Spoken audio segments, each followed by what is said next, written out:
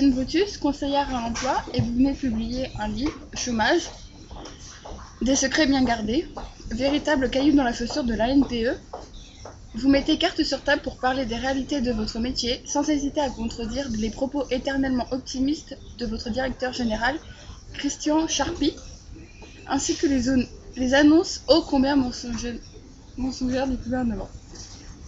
Donc, depuis quand travaillez-vous à l'ANPE et est-ce un choix? J'exerce comme conseillère à l'emploi depuis fin 2001. Je venais de connaître une période de chômage de plus d'un an. Je fréquentais la NPE de manière assez assidue. J'ai vu sur le site de l'agence un appel à un concours. J'ai relevé le défi presque comme un jeu. Je me disais d'ailleurs que mon expérience de chômeuse pouvait m'aider. Je commençais à bien connaître les différentes prestations, oppositions, les centres de formation, les partenaires. Le fait bon nombre de conseillers de ma promotion était aussi partagé dans la case chômage. Quel est le déclic qui vous a poussé à écrire ce livre et comment avez-vous choisi votre éditeur? En 2005, j'ai vu s'intensifier les pressions sur les chômeurs et dans le même temps, j'ai entendu le gouvernement se gargariser d'une supposée baisse de le nombre de chômeurs. Mon boulot perdait progressivement de son intérêt, je devenais de plus en plus la courroie de transmission de décisions que j'estimais humainement injustes, refus de formation, proposition, imposition d'offres. La coupe a été pleine après un flash d'infos très optimiste. Quant à la baisse du chômage, j'ai laissé un message sur le répondeur de l'émission, Là-bas si j'y suis, sur France Inter. Après sa diffusion, Daniel Marmette a lancé un appel pour que je témoigne. Et de ce fait, de manière anonyme à l'époque, La Trouille, cette émission a déclenché un reportage sur Canal+, dans 90 minutes, et un contact avec les éditions Jean-Claude, Gazwich. Ils ont proposé de publier mon livre, je l'ai écrit très vite, comme pour crever l'abcès. D'accord. Et vous êtes fille de l'omerta générale et des consignes de votre direction. Quels sont les risques que vous encourez? Avez-vous reçu des menaces? Comment réagissent vos collègues?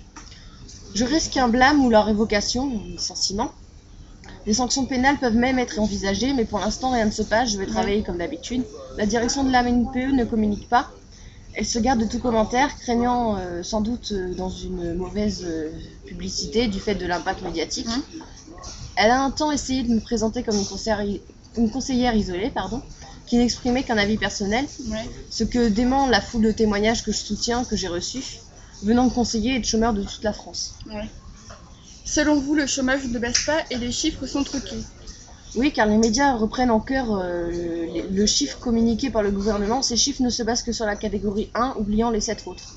De 2 millions et quelques, on passe à 4. Et encore, on ne compte là que ceux qui prennent la peine de s'inscrire, de pointer, de montrer régulièrement patte blanche, de subir parfois un suivi qui s'apparente plus à un flicage qu'à un accompagnement. Ceux qui ne perçoivent pas d'allocation ou qui n'en ont jamais perçu sont de moins en moins inscrits. Nous-mêmes, conseillers, nous les décourageons, les RMistes ne sont pas forcément inscrits non plus. Les jeunes, les vieux, la réalité de chômage n'est pas à 9%, mais plutôt à 19%. Il faudrait réussir à dénombrer aussi le travail précaire, l'intérim le subi de fil du lundi pour le mardi, les contrats qui durent depuis un an sans qu'on sache jamais si on doit y retourner. D'accord.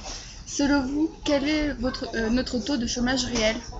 19% de la population est sur la touche, toutes catégories confondues, et inclusant les non-inscrits. 5 millions de personnes en France n'ont pas un emploi réel, pourvu d'un minimum de stabilité et de salaire.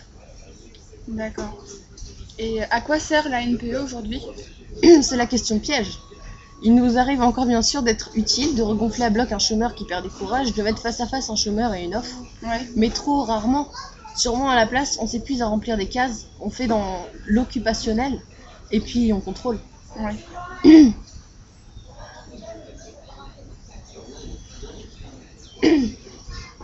Comment se comportent les entreprises qui font appel à la NPE? C'est pareil, les entrepreneurs sont des humains, il y en a de toutes sortes, des gars ou des femmes d'ailleurs, sympas qui font leur boulot de citoyen, souvent des gars de la mouise en leur proposant du boulot et d'affreux salaires qui ne pensent qu'à percevoir des primes juteuses et licencier sitôt les aides terminées. Les deux coexistent. Selon vous, pourquoi la mobilisation des chômeurs est-elle toujours aussi faible? Probablement parce que les chômeurs ne sont pas un groupe homogène, mais regroupant différents types de populations. En plus, ce n'est pas si simple de revendiquer son statut de chômeur pour faire avancer ses droits. Cela veut dire se coller à soi-même, une étiquette propre à faire fuir les patrons. Peut-être les chômeurs croient-ils que c'est risqué, le découragement doit jouer aussi pas mal, d'autres ignorent tout simplement que des associations existent. D'accord. Merci pour cet entretien. D'accord, merci à vous aussi. Au revoir. Au revoir.